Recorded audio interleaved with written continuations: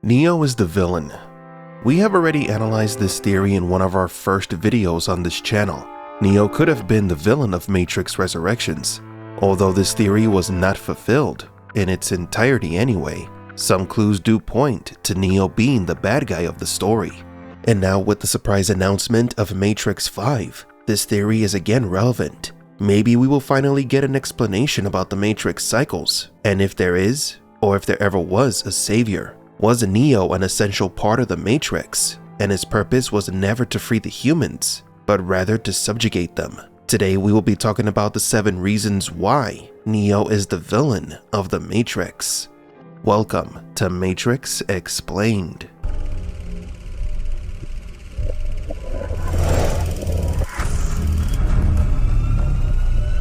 Welcome to the desert of the real.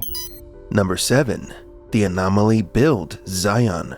Zion was the last bastion of humanity, the last hope of a species that have long been suppressed. However, in Matrix Reloaded, we learned that Zion is an extension of the Matrix system created to control humanity, and it is through Neo that the machines complete their control cycle. Each of Neo's predecessors was responsible for giving hope to the people who lived in their respective versions of Zion. After which you will be required to select from the Matrix 23 individuals, 16 female, 7 male, to rebuild Zion. Part of Neo's purpose was to update the source of the simulation and create a new human city to then restart the Matrix cycle anew. This is a fundamental reason as to why the One has always been part of the Matrix cycle. Whether no one told me, or no one knows. Precisely. Number 6. Indiscriminately killing the civilians of the Matrix.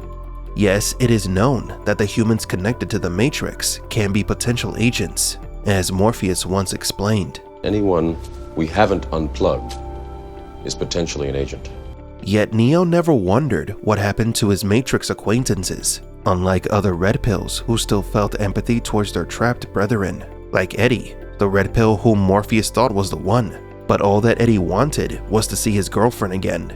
Neo rarely showed any affection towards the people inside the simulation. When Morpheus was kidnapped, Neo killed all the innocent police officers inside the building where Morpheus was being held.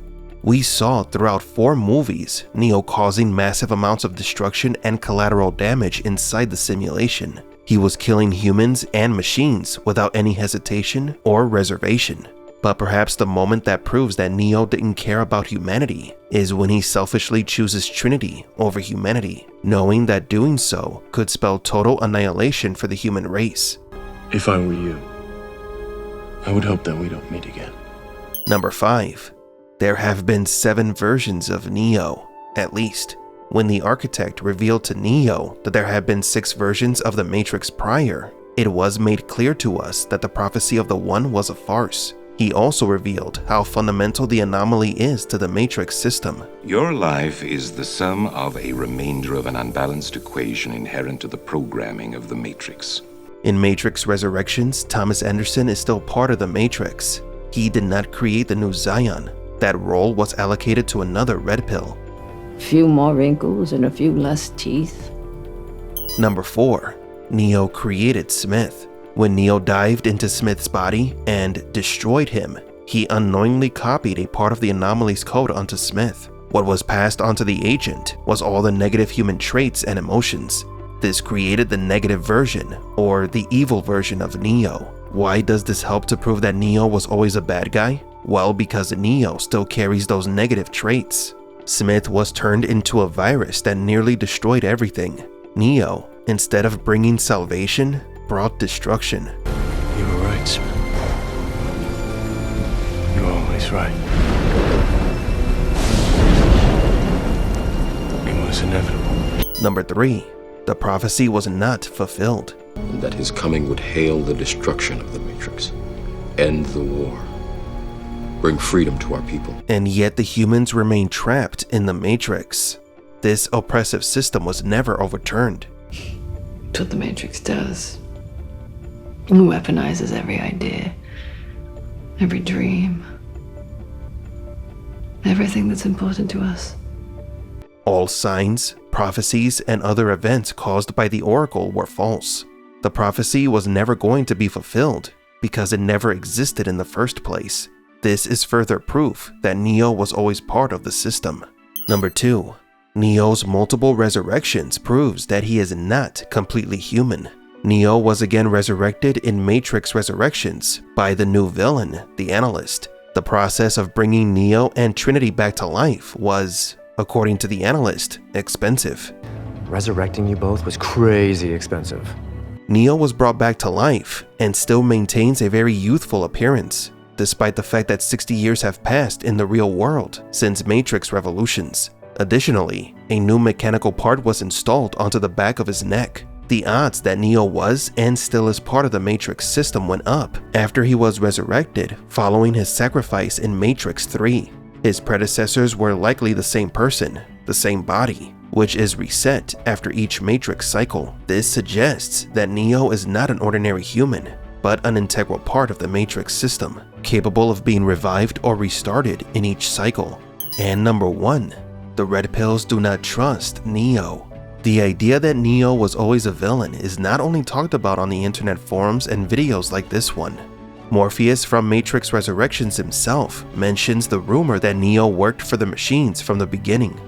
Maybe there's no foundation to the rumors that you disappeared because you were working with the machines from the beginning. Morpheus's distrust of Neo and Niobe's lack of joy when seeing Neo alive leads us to believe that some Red Pills and friendly programs suspect that Neo was always working for the machines. The reality is that everything indicates that although the integral anomaly is a dangerous byproduct of human desire and choice, the machines have found a way to subdue it and use it to their advantage. The anomaly was always part of the machine's plans.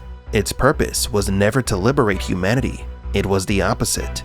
Perhaps Neo was a negative entity that was against humanity from the start. He could be a villain, the ultimate system of control ingeniously created by the machines to keep humans under control. Just as Smith was unaware that the machines had already destroyed Zion in the past, 6 times in fact, Neo could be unaware that his existence, from conception, was to serve the further subjugation of the human race.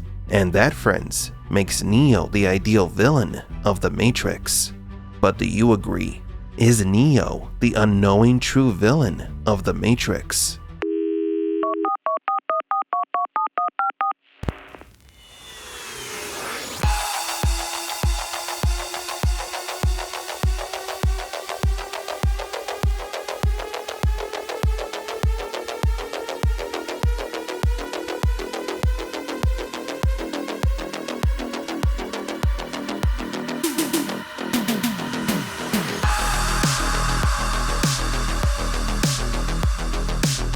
For Matrix Explained, please leave a like and subscribe. And thank you for visiting the Desert of the Real.